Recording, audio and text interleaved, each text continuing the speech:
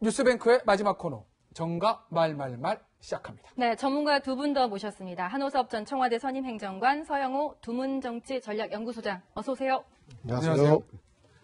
자, 오늘의 말말말 첫 번째 얘기 한번 보겠습니다. 문재인 대통령입니다. 대인 춘풍, 직위 춘상, 참군인의 표상이다. 문재인 대통령이 오늘 합참의장의 임식과 취임식에 참석을 했는데 거기서 했던 얘기 잠시 들어보겠습니다. 대인 춘풍, 직위 추상.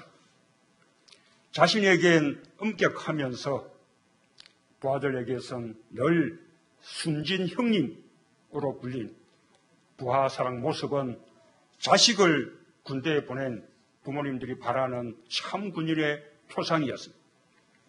이순신 대장은 훌륭하게 임무를 수행했고 오늘 명예롭게 전역합니다. 조국은 작은 거인 이순신 대장이 걸어온 42년 애국의 길을 기억할 것입니다.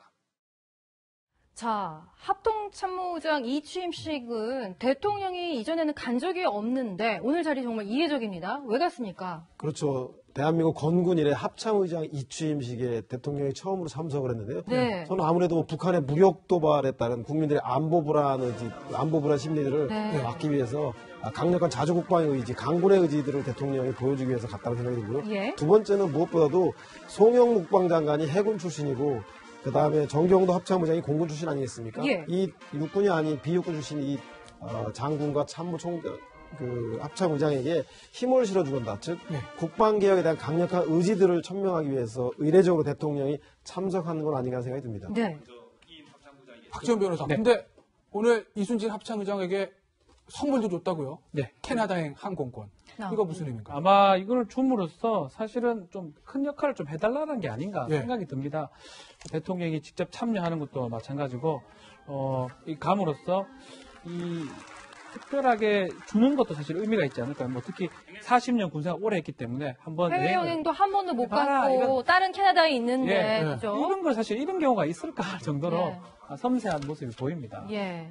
근데 한호섭 정국장 이거를 좀 저는 봤어요. 원래 이제 군이 개혁 대상이라고 하지 않았습니까? 뭐 사드 보고 누락 문제, 공강병 갑질 문제로 군이 굉장히 위기에 몰려서 개혁 대상이다 이렇게 얘기했는데 오늘 전 합참의장 이임식 가서 막 극찬을 하고 한민구 국방장관도 예전에 뭐 물러날 때 굉장히 막 격렬했다고 하는데 이 대통령의 행보를 어떻게 이해해야 되는 걸까요? 아까 서영호 소장님께서 너무 잘 얘기해 주셔가지고 저도 반복할 수밖에 없는데 예. 기본적으로 역대 정부에서 모두가 국방개혁을 하려고 했어요. 노무현 정부도 하려고 했었고 그 이명박 정부도 하려고 했었고 박근혜 정부도 하려고 했었거든요. 근데 그게 다 무산됐어요. 대개의 경우 그것은 군내 기득권의 어떤 저항 때문에 그런 겁니다. 근데 그 기득권의 저항을 이제 넘어야 되는데 그와 관련해서 사실 그 군내 지금 육군의 사기가 상당히 많이 저하돼 있지 않습니까? 말씀하신 대로 그 사병 갑질 논란 문제부터 시작해가지고 그 군 인사에서 공군과 해군이 그 어쨌든 상대적으로 이제 대우를 받는 이런 상황이 육군 내 사기가 굉장히 떨어져 있는 상황이에요. 그러니까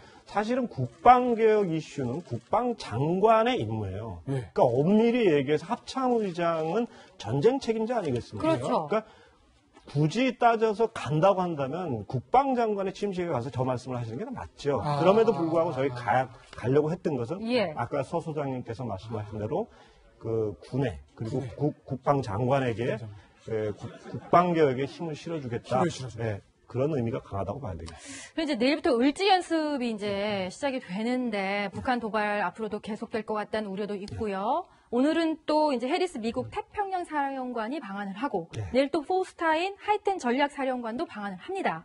이 모든 게 뭔가 지금 굉장히 긴밀하게 분주하게 움직이고 있는 것 같은데 우리 국민들에게 좀 안보 걱정하지 마십시오라는 그런 메시지도 던지는 걸까요? 그렇죠. 그러니까 지난번에 이제 덤포드 합참의장이 미 합참의장이 왔어요. 그러니까 이 미군의 넘버원 미군의 넘버원 많이 왔고 그다음에 태평양 전략 사령관이 왔고 또 이제 그 일련의 군 핵심 지휘부들이 좀 온 것인데 최근에 괌 타격 문제를 가지고 긴장이 최고조로 올라갔다가 최근에 와서 약간 긴장이 이완되는 국면이 있었지 않습니까? 또 미국 병력이 또 줄어드는 것 아니냐 이런 얘기도 있었고요. 그리고 그 주한미군 철수론이 백악 관의 주류는 아니지만 일각에서 나왔었고요. 네. 근데 이런 전반적인 상황에서 여전히 미군은 한반도에 대한 안보 경략의 변함이 없다라는 네. 의지, 그리고 군사 옵션을 우리는 포기하지 않는다는 의지들, 네. 이런 것을 종합적으로 지금 보여주려고 하는 게 아닌가 이렇게 판단이 됩니다. 네.